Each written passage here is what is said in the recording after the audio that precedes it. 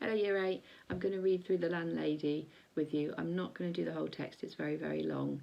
And for those of you that want a little bit of extra help, I think we should stop where the question that you've been set this week expects you to stop, and we'll just leave it there and we'll look closely at the landlady and I'll help you see if you can answer the question about her. So here we go. The Landlady by Roald Dahl.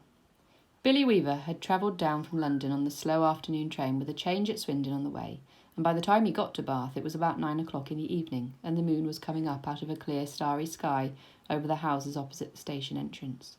But the air was deadly cold, and the wind was like a flat blade of ice on his cheeks. "Excuse me," he said, "but is there a fairly cheap hotel not too far away from here?" "Try the Bell and Dragon," the porter answered, pointing down the road. "They might take you in. It's about a quarter of a mile along the other side." Billy thanked him and picked up his suitcase and then set out to walk the quarter mile to the Bell and Dragon. He'd never been to Bath before. He didn't know anyone who lived there, but Mr. Greenslade at the head office in London had told him it was a splendid city. "Find your own lodgings," he had said, "and then go along and report to the branch manager as soon as you've got yourself settled." Billy was 17 years old. He was wearing a new navy blue overcoat, a new brown trilby hat, a new brown suit, and he was feeling fine. He walked briskly down the street. He was trying to do everything briskly these days. Briskness, he had decided, was the one most common characteristic of all successful businessmen. The big shots up at the head office were absolutely fantastically brisk all of the time. They were amazing.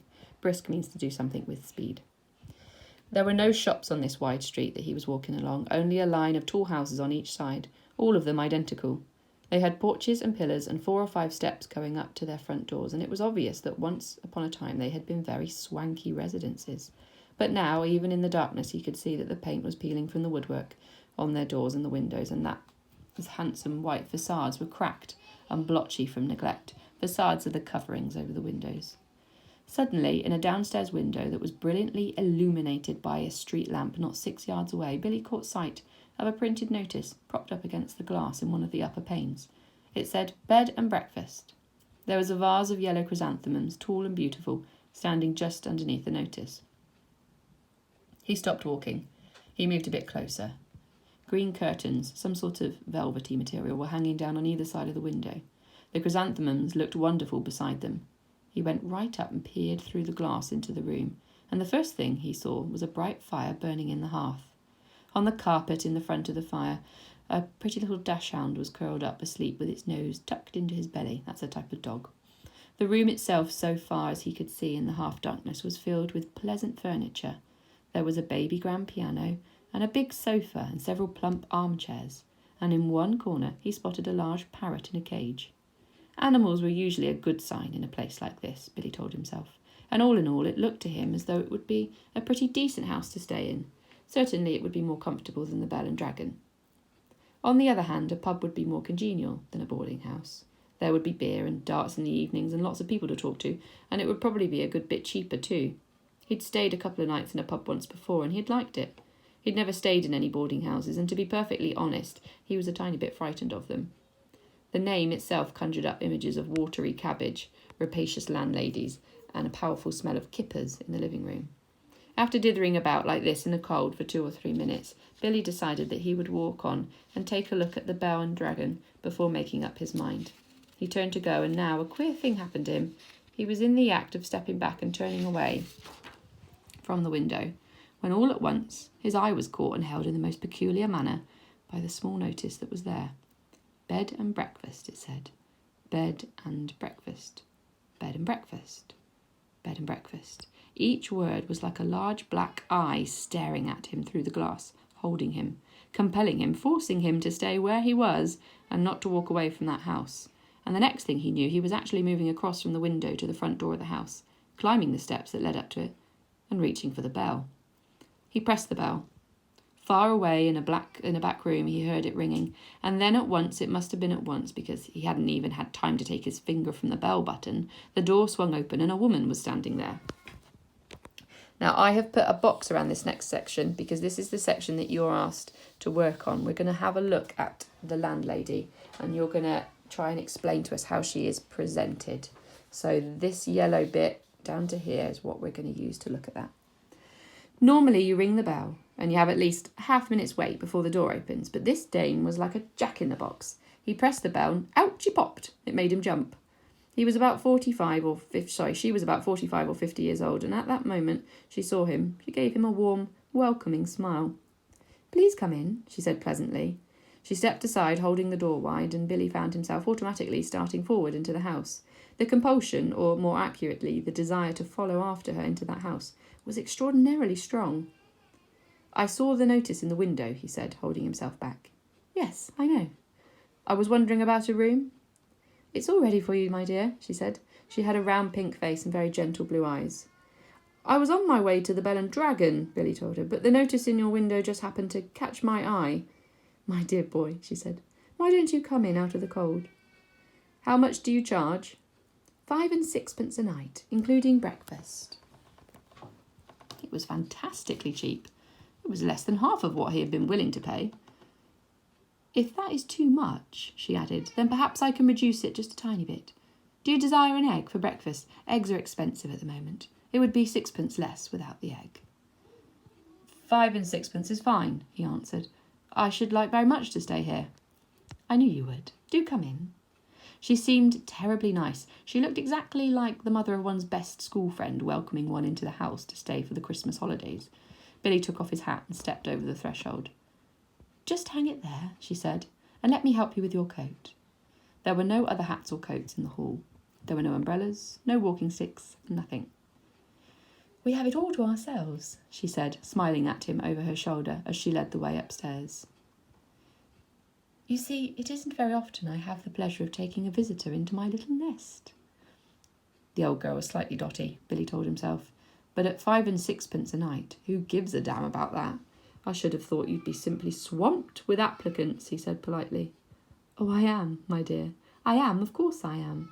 But the trouble is that I'm inclined to be just a teeny-weeny bit choosy and particular, if you see what I mean."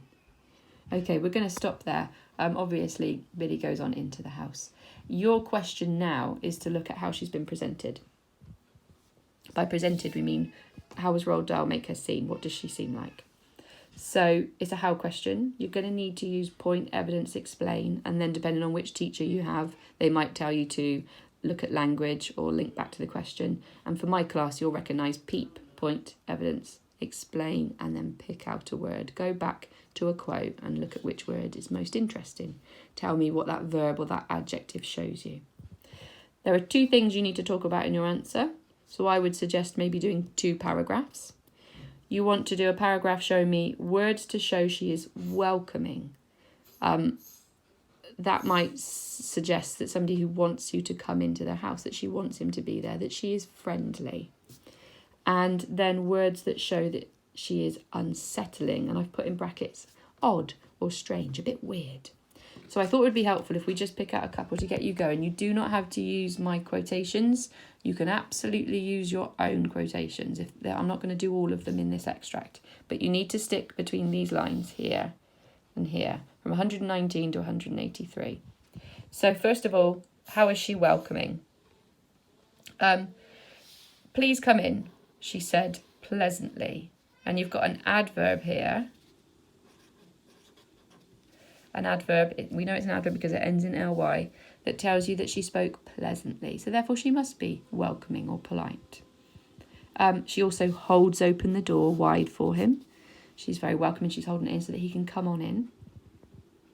And she says little colloquialisms, little niceties. "My dear," she said. And also it says that she has a round pink face and very gentle blue eyes. So we've got an adjective, gentle, that makes her sound very welcoming, soft, lovely. She uses the words "my dear" that make her sound familiar to him. He then explains that he just noticed the advertisement in the window. She repeats the phrase "dear." So we've got that adjective, dear, that makes her sound very welcoming. And then she goes on to suggest that she can reduce it just a tiny bit, which makes her sound even more welcoming. "Come on in, I can reduce the rates if you want to."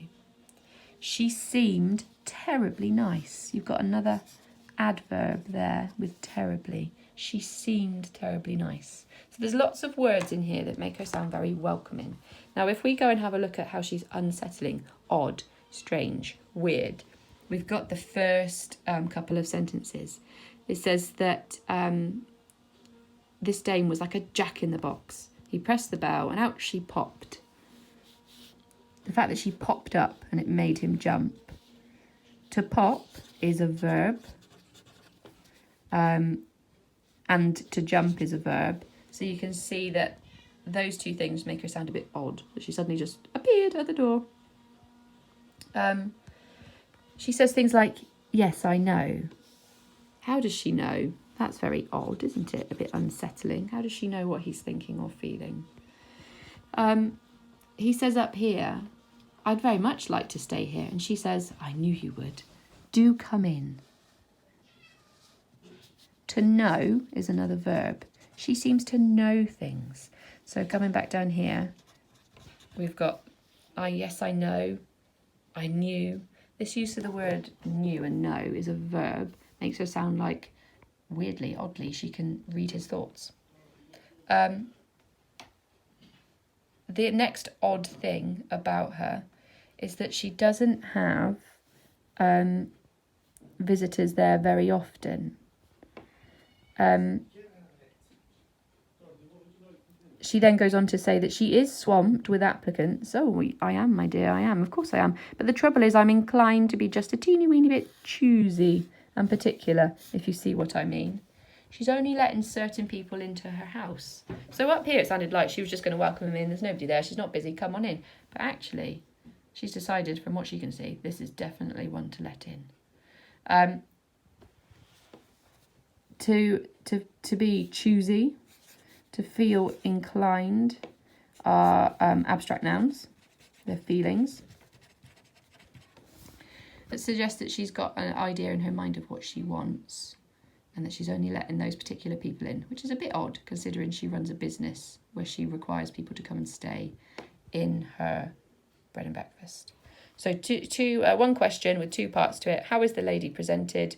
Can you try and do 1p paragraph using some words that maybe show that she is welcoming, nice, and then do a second paragraph with words to show that she is unsettling, which means odd or strange. And you've got the green ones to help with your first one and the orange quotes to help with your second one. And I hope that helps a bit. Try your hardest. I know P paragraphs can be really difficult. Just do what you can and then we can give you the feedback that will help.